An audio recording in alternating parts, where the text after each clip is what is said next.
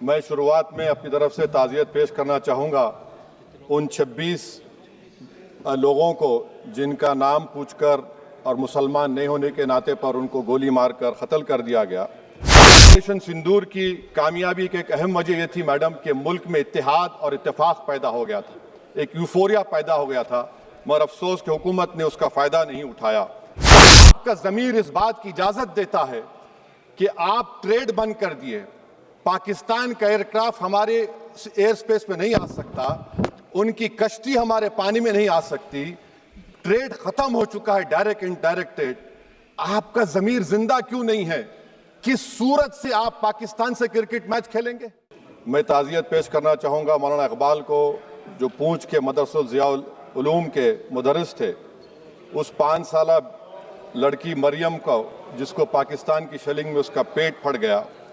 मैं ताज़ियत पेश करना चाहूँगा मैडम ज़ैन अली और उर्वा फातिमा, इन दो जुड़वा भाई बहनों को जिनकी उम्र 14 साल थी, लांस नायक दिनेश कुमार को, बीएसएफ के सब इंस्पेक्टर मोहम्मद इम्तियाज़ को। मैं शुक्रिया अदा करना चाहूँगा कश्मीर की आवाम का कि उन्होंने पहलगाम के वाक़े के बाद मस्जिदों से ऐलान किया मज़म्मत का, बग़ैर किसी के बोलने पर। मैं शुरुआत में अपनी तरफ से ताज़ियत पेश करना चाहूँगा उन 26 लोगों को जिनका नाम पूछकर और मुसलमान नहीं होने के नाते पर उनको गोली मारकर कत्ल कर दिया गया। रोड पर निकलकर उन्होंने पाकिस्तान से आए हुए दहशतगर्दों की मजम्मत की। मैं मुबारकबाद देता हूँ हमारी मुसल्लह अफवाज को कि उन्होंने एक अजीम कुर्बानी पेश की और बहादुरी के साथ ऑपरेशन सिंदूर में भारत को कामयाबी दिलाई। मैं मुसल्लह अफवाज ने पहले 9 दहशतगर्द ठिकानों पर उनको निशाना बनाया और सबसे मेरी नज़र में जो दहशतगर्दी के दिल पर हमला हुआ वो भावलपुर का था और 6 एयरफील्ड, 3 हैंगर और 2 रनवेज को हमने तबाह किया। बाद में ऑपरेशन सिंदूर की कामयाबी की एक अहम वजह यह थी मैडम कि मुल्क में इत्तेहाद और इत्तेफाक पैदा हो गया था, एक यूफोरिया पैदा हो गया था, मगर अफसोस कि हुकूमत ने उसका फ़ायदा नहीं उठाया।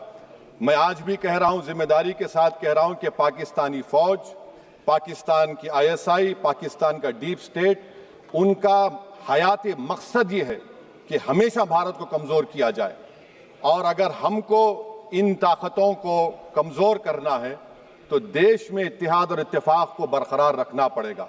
अगर हम बुलडोज़र के ज़रिए या फिर लिसानी जबर के ज़रिए या मजहबी फ़िरका परस्ती के ज़रिए अक़लियतों को निशाना बनाएंगे तो हम खुदा ना खास्ता उन पड़ोसी मुल्क के दहशतगर्द तंजीमों को कहीं कामयाब ना हो जाए।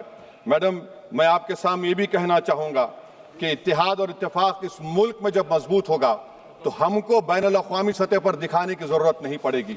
मैं आपकी तरफ से हुकूमत से चंद सवालात करना चाहूँगा कि वज़ीर आज़म ने कहा कि खून और पानी एक साथ नहीं बह सकते, आतंकवाद और बातचीत एक साथ नहीं हो सकती। तो मेरा सवाल आपके ज़रिए से वज़ीर आज़म और हुकूमत से ये है, फिर जिन इंसानों को बैसारा की वादी में मारा गया था, क्या आपका ज़मीर इस बात की इजाज़त देता है कि आप ट्रेड बंद कर दिए, पाकिस्तान का एयरक्राफ्ट हमारे एयर स्पेस में नहीं आ सकता, उनकी कश्ती हमारे पानी में नहीं आ सकती, ट्रेड खत्म हो चुका है डायरेक्ट इनडायरेक्टेड। आपका ज़मीर जिंदा क्यों नहीं है? किस सूरत से आप पाकिस्तान से क्रिकेट मैच खेलेंगे?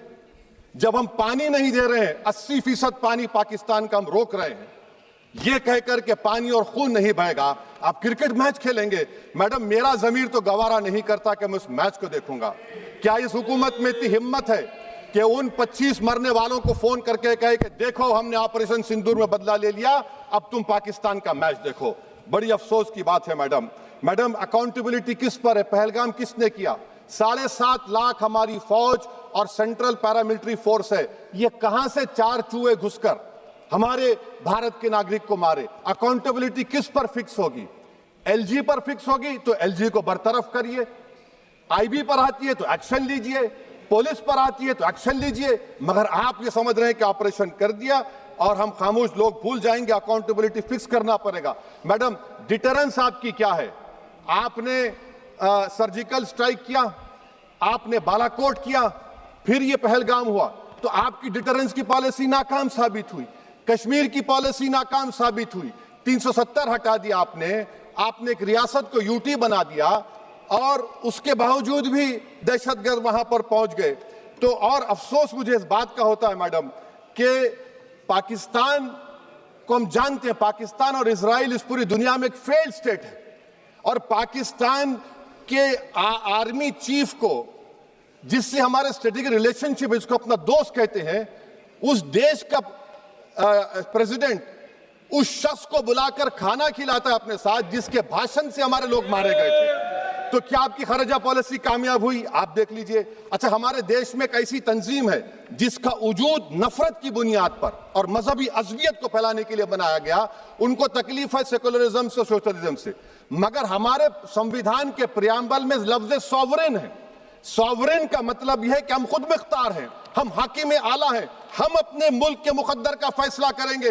एक गोरा व्हाइट हाउस में बैठकर भारत की सीज फायर का ऐलान करेगा? यह आपका नेशनलिज्म है? अफसोस होता है मुझे सर। मैडम मैं आपसे पूछना चाह रहा हूं कि अगर एक चचा सैम ऐलान कर रहे हैं तो हमारी फौज पर क्या असर पड़ा होगा, हमारे उन पायलटों पर क्या असर पड़ेगा जो नहीं मालूम कितनी ऊपर आसमानों पर भारत की हिफाजत कर रहे हैं। वो नेवी का सिपाही जो समंदर में खड़ा हुआ है, उसको यह नहीं मालूम हो रहा है कि मेरा प्रधानमंत्री ऐलान नहीं किया, एक गोरे ने ऐलान किया। बड़ा ये आपके कैसा होगा ये?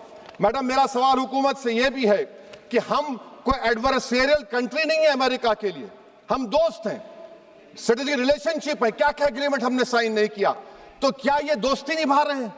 मैडम मैं हिस्टोरिकल एग्जांपल दे रहा हूं, क्रुश्चेव और टीटो। क्रुश्चेव ने दबाव डाला, टीटो ने कहा मैं नहीं मानता, मैं नैम ज्वाइन करूंगा। मैडम फ्रांस और यूएसए, डिगोल को जब यूएसए ने दबाव डाला तो डिगोल ने कहा कि तुम दोस्त हो मगर हमारी खारिजा पॉलिसी आजाद ना है। मैडम वहीं पर आप देखिए गुजराल साहब, जिसको कहते सबसे कमजोर थे, वजीर आजम थे, उन्होंने बहादुरी का मजारा कि रिफूलिंग करने नहीं दिया। वियतनाम 20 साल यूएसए लड़ा मगर झुका नहीं, और हम उनको बोल भी नहीं पा रहे, हम तो कोई दुश्मन मुल्क तो नहीं है अमेरिका के, ये आपको समझने की जरूरत है। और मैडम यहां पर वजीर खारजा ने कहा वो चीन गए, डिप्टी चीफ ऑफ स्टाफ ने कहा कि चीन के इक्विपमेंट एक लाइव लैब था हमारे उनके लिए। क्या आपने कहा चीन को कि तुमने क्यों दिया पाकिस्तान को हथियार? आप नहीं कहे।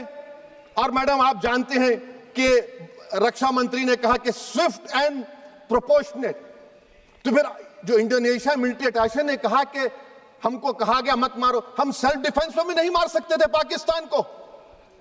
और अगर आप ट्रंप के बयान को गलत कह रहे हैं कि 5 एयरक्राफ्ट नहीं गिरे, मैं यकीन करता हूं आपकी बात का। आप हमारे पायलट्स को कमेंट करिए ना, हमारे पायलट्स को कमेंट करिए कि हम अपने पायलट्स की तारीफ करते हैं, आप वो भी नहीं करना चाहते। मैं हुकूमत से जानना चाहता हूं मैडम कि क्या फ्रांस ने हमको सोर्स कोड नहीं दिया जिसकी वजह से हमारे एयरक्राफ्ट को क्या नुकसान हुआ? अब मुस्तकबिल में आप हथियार खरीदेंगे तो क्या आप सोर्स कोड हासिल करेंगे? और मैडम मैं आपको बताना चाह रहा हूं, मेरे सवाल का जवाब हुकूमत दे, हमारे पास सैंक्शन जो स्क्वाड्रन है 42 है, 60 साल के बाद सिर्फ 29 काम कर रहे हैं। पाकिस्तान के पास 25 हैं, चीन के पास 50 से ज्यादा हैं।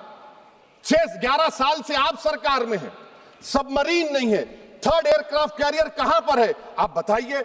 और मैडम FATF में लाना पड़ेगा आपको। अगर आप विश्व गुरु हैं तो हम आपको चैलेंज कर रहे हैं, आप G7 के कंट्रीज को, GCC को और चचा सैम को राजी कराइए कि पाकिस्तान को, मैडम खत्म कर रहा हूं, FATF में दोबारा लाया जाए।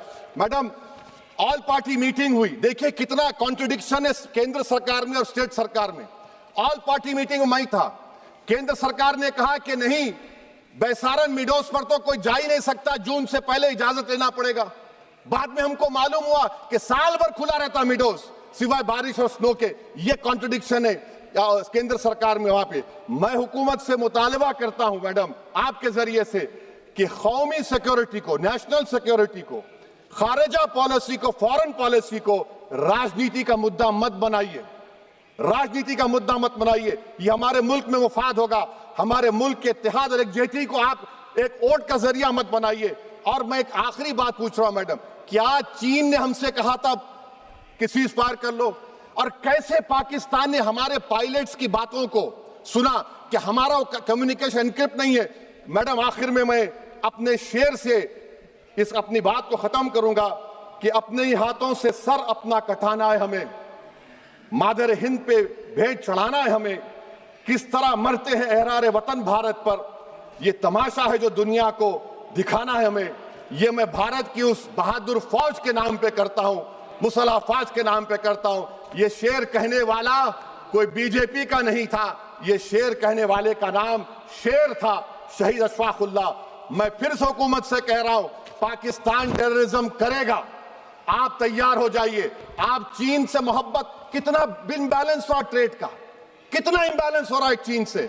अच्छा, जब गलवान हुआ उस वक्त भी ट्रंप ने कहा था कि मैं बात करूंगा, हमने कहा नहीं बात करेंगे, जरूरत नहीं है।